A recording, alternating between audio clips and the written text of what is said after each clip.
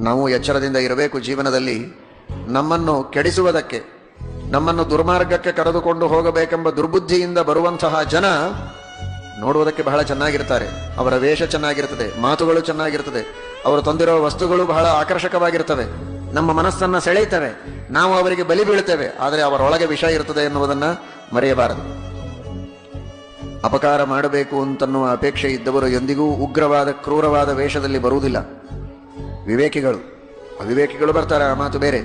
ಅವರು ಮೊದಲು ಉಪಕಾರ ಮಾಡ್ತಾ ಬರ್ತಾರೆ, ಬಹಳ ಬೇಕಾದವರು ಅಂತ ತೋರಿಸ್ತಾರೆ, ಒಳ್ಳೆ ವೇಷ, ಒಳ್ಳೆ ಮಾತು ಎಲ್ಲವೂ ಇರುತ್ತೆ, ಆದರೆ ಒಳಗೆ ಮಾತ್ರ ವಿಷ ತುಂಬಿಕೊಂಡಿರುತ್ತದೆ.